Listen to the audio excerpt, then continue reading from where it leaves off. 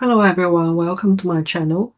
A few weeks ago, one of you lovely viewers brought up pension in the comments, and I thought, why don't I dive into that confusing world? Whether you are miles away of getting the pension or you're already swimming in it, you might wonder, why should I care? Well, pensions are designed to make it easier for you or the government to make it easier to support your elderly life. But most of us take way too much comfort in the idea that our pensions will handle everything for us after retirement.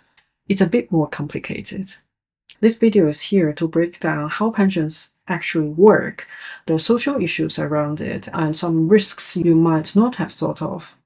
Also, keep in mind how much you contribute or receive from a pension can change, often for reasons that are entirely out of your control. If you are in a gig economy or just thinking about to enroll into a pension scheme, there's food for thought as well. First, a quick history lesson. The public pension systems are ancient. Seriously, they date back to the Roman Empire. But most of the systems we know today came into being after the World War II, when socialist ideas are still pretty popular. Back then, pensions were like an IOU, either from your government or your employer. They are based on things like your final or average salary, how long you have worked, and inflation. But as people started living longer, many countries realized that their pension plans weren't cutting it. So they switched to a defined contribution system, or in a plain language, it means that your pension is dependent on how much you have contributed throughout your career and the investment performance relating to that. Some countries like the UK have a basic state pension scheme. Netherlands has something similar. These are usually just the base pensions, and most people have additional ones, tied directly to how much they had contributed. Oh, let's not forget the employers. They often chip in, which sounds great, until you realize it's part of your overall job package, like health benefits or the company mark, which you never use. The perfect pension plan doesn't exist. In an ideal world, we would all have a defined contribution plans where your savings and your employer's contribution grew into a sweet retirement plan, and we'll all have the magical investment knowledge that guarantees the necessary returns that allow us to live entirely dependent on our pension in our 70s. But let's be real, this is not the world we live in. So let's start with defined benefit schemes. If you're not interested, please feel free to skip ahead into the fun financial market stuff.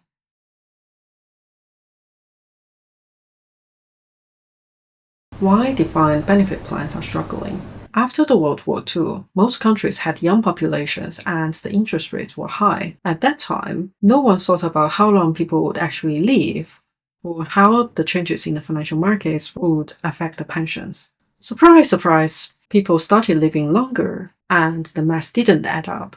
Pension schemes everywhere are feeling the pinch. Then there's the problem of underfunding, which, trust me, is more common than you think. Take British Airways as an example. They pay pensions to the spouse after the main pensioner dies. Japan does something similar but lean towards the one breadwinner, one homemaker model. Basically, the system nudges women to stay at home and have children, whereas men would work until, work themselves into the ground. In some places like China, the public pension scheme barely had any contributions before the 2000s. And even after that, the government persistently underfunded it. So when all those public sector workers retired, it's like, surprise, we need more money. So how do we fix the underfunding?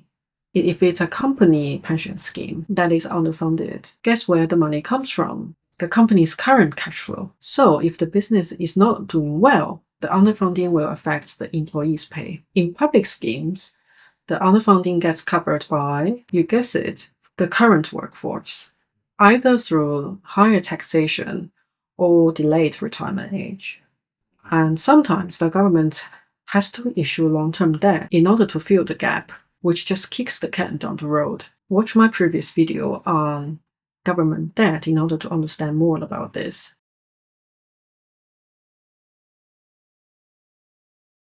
At the financial market, it is like the Wizard of Oz behind all the pension schemes. Pension funds rely on investments, especially bonds, to generate enough cash flow to meet the future payouts.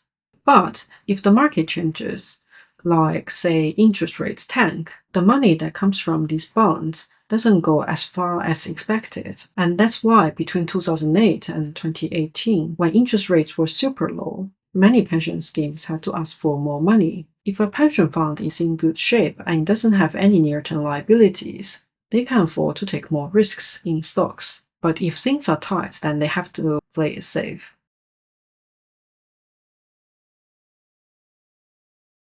In countries where the defined contribution plans are the norm, sure, you get some tax breaks and some asset protection if you ever go bankrupt. But the government doesn't cover the investment losses. Some countries use regulated bodies to manage the funds for you. For example, in Australia and Singapore.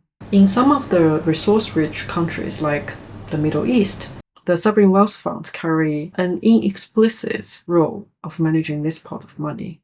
Meanwhile, because of the significant social responsibilities carried by these entrusted asset managers, the providers tend to be quasi-public institutions. It could be challenging for these entities to balance between not making a political mistake and achieving the desirable investment outcome.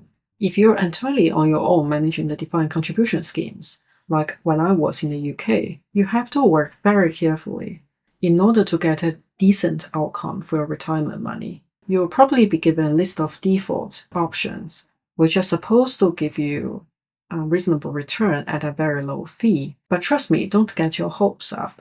Those default funds aren't exactly foolproof.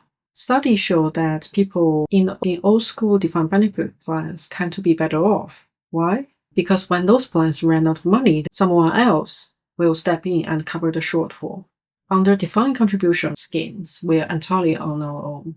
So what can you do? If you're expecting to receive a pension, make sure you understand how your specific scheme works.